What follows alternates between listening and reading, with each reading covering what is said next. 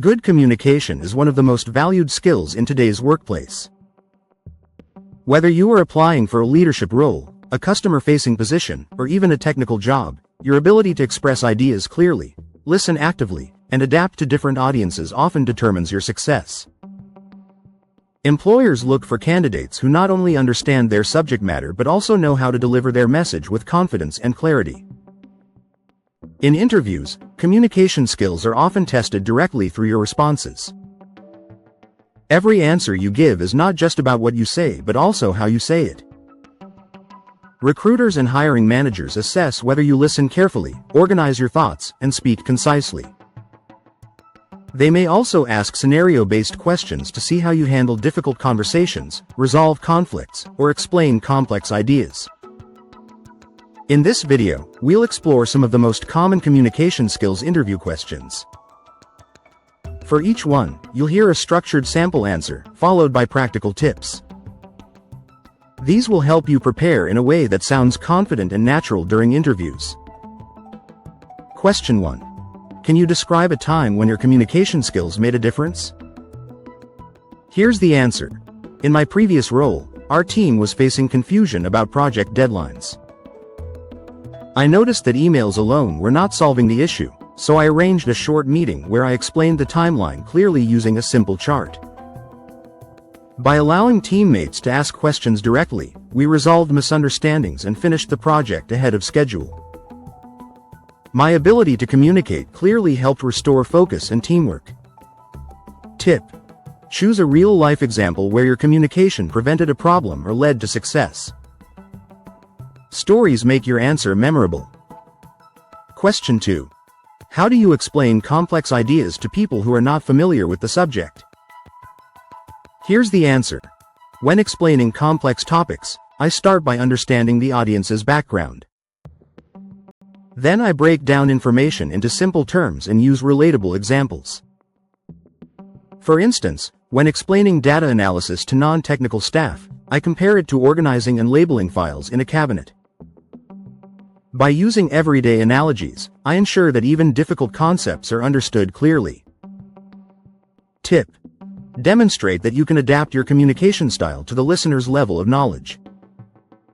Question 3. How do you handle miscommunication in the workplace?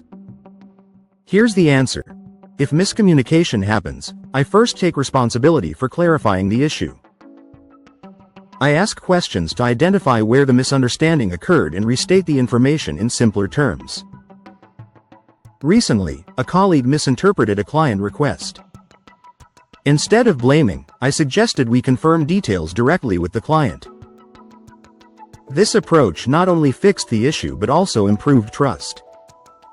Tip: show that you value clarity, responsibility, and teamwork rather than focusing on fault.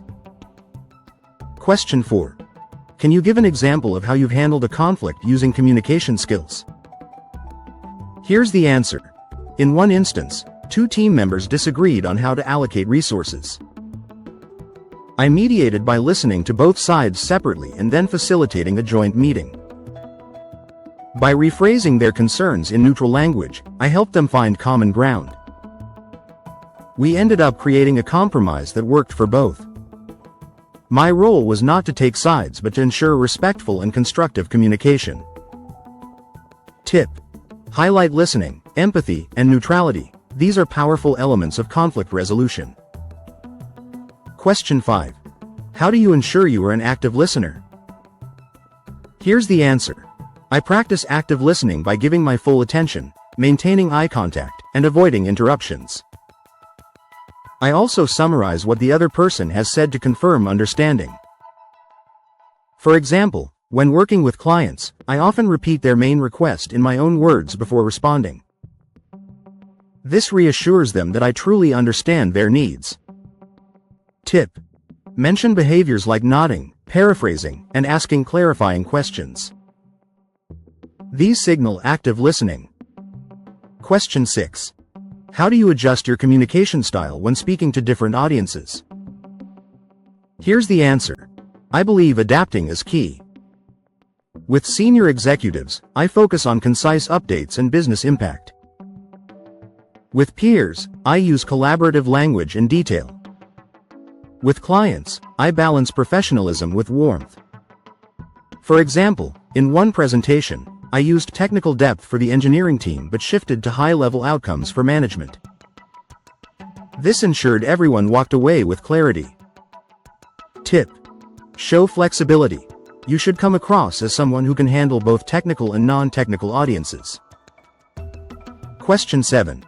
Tell me about a presentation you delivered successfully. Here's the answer. I once presented quarterly results to both internal staff and external stakeholders. To make it engaging, I used visuals, limited text on slides, and a clear story structure: past performance, current progress, and future goals. The feedback I received was that the presentation was easy to follow and motivating. I credit this success to preparation and tailoring content to the audience. Tip: stress preparation and structure. They're key to strong presentations. Question 8. How do you handle communication under pressure? Here's the answer. When under pressure, I focus on staying calm and organizing my thoughts before speaking. For example, during a client escalation, I had to explain delays in a project. Instead of rushing, I paused, clarified the facts, and provided a realistic timeline. My calm and transparent communication helped maintain client trust even in a stressful situation. Tip: employers want to see composure and honesty, not panic or avoidance. Question 9. What role does body language play in communication? Here's the answer. Body language reinforces what we say. I make sure my posture is open, I use gestures naturally, and I maintain steady eye contact. These non-verbal signals make conversations more engaging. For instance, during interviews with candidates, maintaining a welcoming tone and positive body language helps build trust and encourages open discussion. Tip: acknowledge that communication isn't just verbal, non-verbal cues matter just as much. Question 10.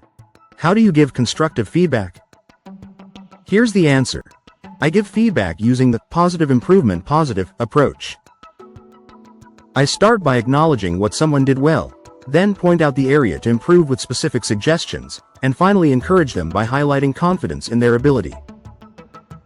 For example, with a junior colleague, I said, "Your research was detailed.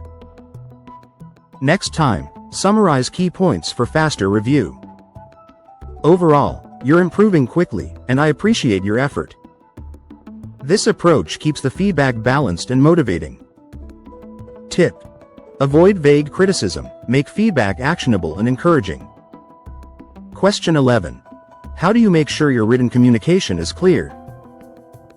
Here's the answer. I make my writing clear by being concise, using simple language, and organizing content logically. Before sending important emails, I proofread for tone and clarity. For instance, when drafting client proposals, I use bullet points for clarity and highlight key terms so the reader doesn't miss essential details. This ensures professionalism and reduces misunderstandings. Tip: employers value recruiters and professionals who can write just as effectively as they speak. Question 12. What's the most important aspect of good communication? Here's the answer. In my view, the most important aspect is mutual understanding. Communication is not just about delivering a message but making sure the other person receives it the way you intended. Whether through listening, adapting, or clarifying, my focus is always on building shared understanding. Tip: keep your answer balanced, acknowledge both speaking and listening. Closing thoughts. Communication skills interviews test more than vocabulary or grammar. They assess how effectively you connect, collaborate, and resolve issues. The best way to prepare is to practice out loud, pay attention to your tone, and think of real examples where your communication made a difference. Remember, clarity, empathy, and adaptability are the hallmarks of strong communicators. If you enter your interview with these principles in mind, you'll not only answer confidently but also demonstrate the very communication skills employers are looking for.